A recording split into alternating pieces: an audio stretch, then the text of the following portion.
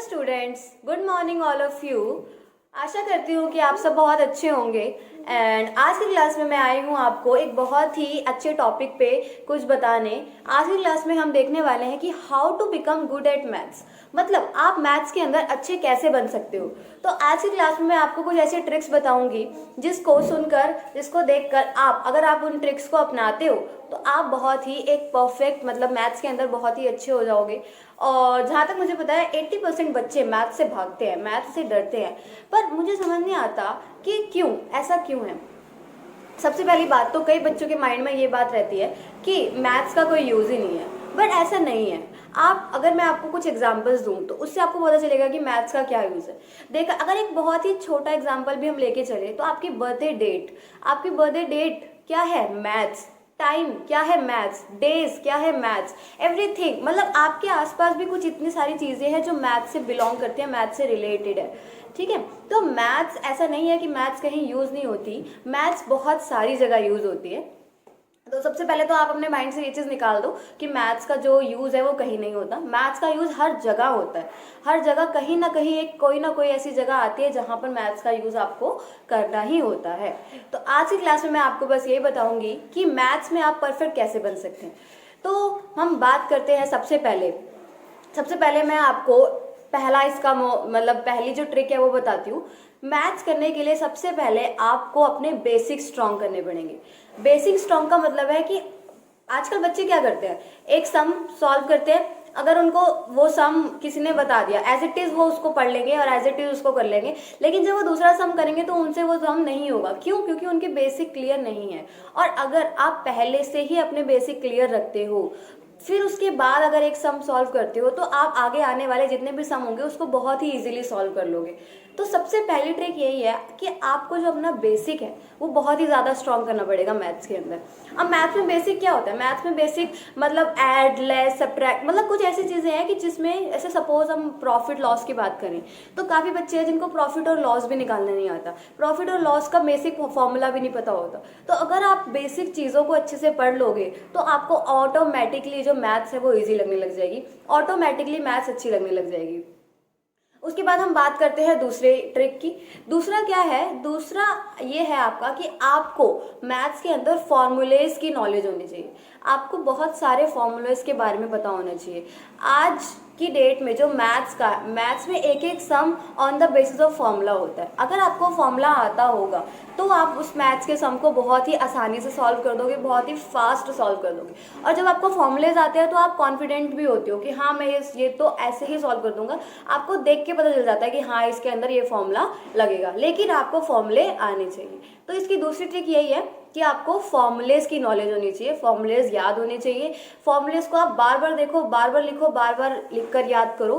पर अगर आपने एक बार फॉर्मूलेज को लर्न कर लिया या फॉर्मूलेज को याद कर लिया, उसको समझ लिया, तो आप मैथ्स का कोई भी क्वेश्चन क्या कर सकते हो? सॉल्व कर सकते हो। तो पहला क्या था? आपको अपने बेसिक स्ट्रॉन्ग करने हैं, और दूसरा क्या है? आपको फॉर्मूलेज की नॉलेज को क्या करना है? बढ़ाना है। अगर हम तीसरे ट्रिक की बात करें तो यहाँ पर है कि आपको बहुत ही ज़्यादा रिवीजन की ज़रूरत है, बहुत ही ज़्यादा प्रैक्टिस की ज़रूरत है। अगर आप एक क्वेश्चन को 10 टाइम्स कर लेते हो तो आप उस क्वेश्चन के अंदर परफेक्ट हो जाते हो, और आपको अगर वो क्वेश्चन कहीं भी दिखता है तो आप एक सेकंड या बहुत ही, मतलब जल्दी से, बहुत फास्ट उसको क्या कर सकते हो? सॉल्व कर सकते हो। तो मैथ्स में परफेक्ट बनने के लिए सबसे इंपॉर्टेंट चीज़ है कि आपको प्रैक्टिस करनी होगी। आप जितनी ज़्यादा प्रैक्टिस करोगे आपकी मैथ्स उतनी ज़्यादा स्ट्रांग होगी। जितने ज़्यादा क्वेश्चन सॉल्व करोगे आपके मैथ्स के सब कुछ आपका अच्छा होता जाएगा मैथ्स के अंदर, और आपको खुद ही मैथ्स इंटरेस्टिंग लगने लगेगी। यही तो सबसे बड़ी दिक्कत है यहाँ पर कि बच्चे मैथ्स का सिर्फ एक सम करते हैं, उसके बाद कॉपी बंद करके रख देते हैं। अगर आप उसी सम को बार बार करते हो, अगर आप मैथ्स की प्रैक्टिस बार बार करते हो, बहुत बार आप मैथ्स की रिवीजन करते हो, एक चैप्टर को काफ़ी बार कर लेते हो, तो आपको मैथ्स क्या करने लग जाती है? ईजी लगने लग जाती है।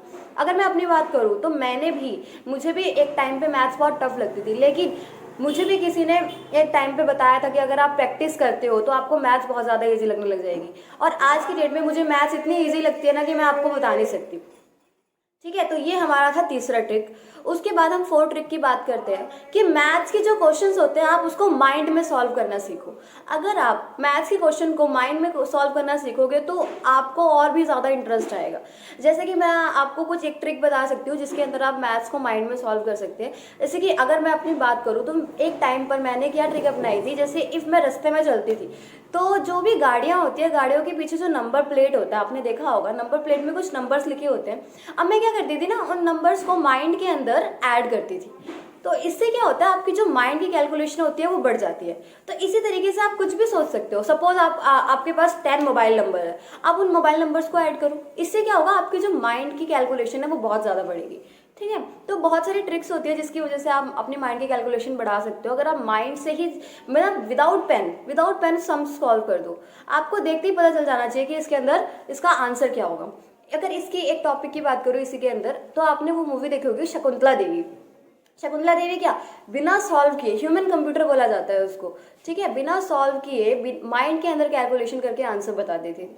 तो ऐसा होता है आज की डेट में भी, मतलब ऐसे लोग हैं जो माइंड के अंदर कैलकुलेशन करके अपनी मतलब फटाफट से आंसर दे देते हैं। तो आप क्यों नहीं बन सकते ऐसे, आप भी बन सकते हैं ऐसे। अगर आप अपनी माइंड के अंदर धीरे धीरे करके चीज़ें बढ़ती है ना, तो अगर आप ऐसी छोटी छोटी चीज़ों को अपनाओगे, सपोज जैसे मैंने बताया कि आप गाड़ियों के नंबर को ऐड कर सकते हो, मोबाइल के नंबर्स को ऐड कर सकते हो, मल्टीप्लाई कर सकते हो। अगर माइंड में ऐसी चीज़ें आप करते हैं तो आपकी जो मैथ्स है आपकी बहुत ज़्यादा अच्छी हो जाएगी, बहुत ज़्यादा स्ट्रांग हो जाएगी।